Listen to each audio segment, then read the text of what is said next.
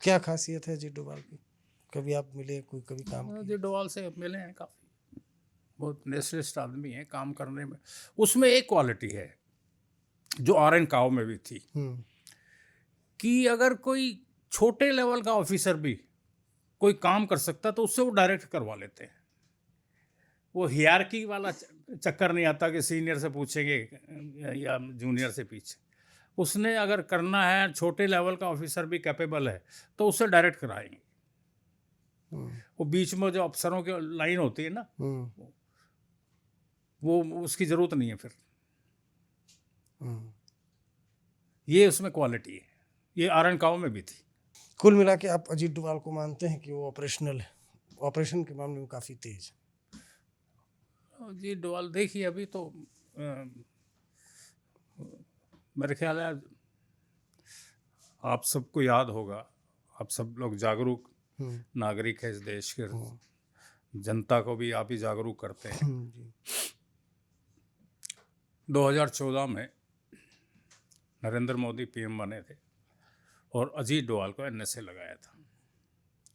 उससे पहले आप बैक में जाइए, कहीं अहमदाबाद में बम फट रहे थे, कहीं बेंगलोर में फट रहे थे, कहीं जयपुर में खतरा था, कहीं दिल्ली के लाजपत नगर में खतरा था, कहीं हर जगह बम फट रहे थे ज़्यादातर। इनके आने के बाद कहीं एक भी पटाखा छूटा नहीं छूटा। इंटरनल तो सब कंट्रोल कर रखा है। हाँ, रहा कश्मीर का, तो कश्मीर का कुछ तो कंट्रोल कर लिया ऑलमोस्ट। आप देख रहे होंगे इतनी किलिंग या वायलेंस वहाँ अब नहीं, पत्थरबाजी भी ख़त्म ऑलमोस्ट हो गई है। और नया रेगुलेशन आया, उसमें यूटी का स्टैंड, उसको जम्मू अलग किया, कश्मीर अलग किया, लद्दाख अलग, उससे काफ़ी डेवलपमेंट हो रही है वहाँ पे। तो ये इनकी लॉन्ग टर्म प्लानिंग है। हाँ, एक अभी भी कमजोरी इस सरकार के हाथ पास है। क्या कमजोरी? पीओके पे चुप हैं। पीओके पे तो हमेशा पार्लियामेंट में बोलते हैं।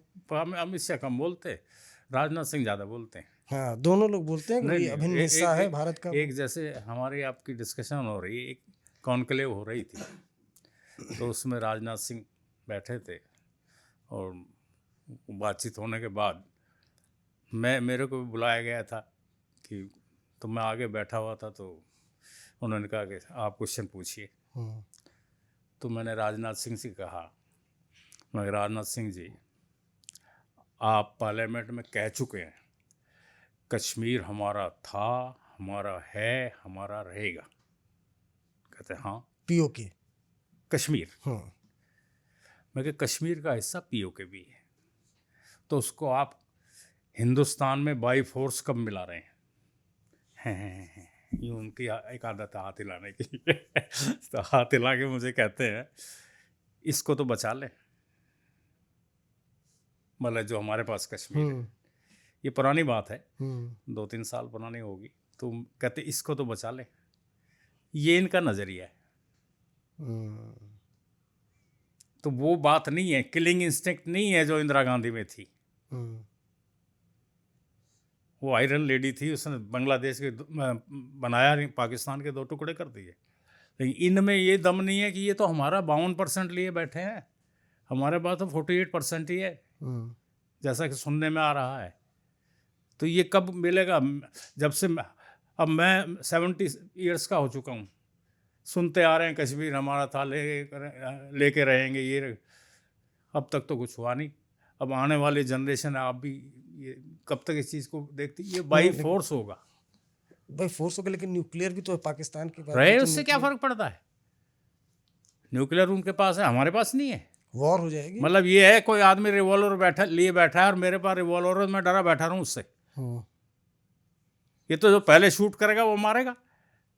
तो आप चाहते हैं कि पीओके बिल्कुल बाई फोर्स करे, उसको कैप्चर करना चाहिए सरकार को, और ये कर सकते हैं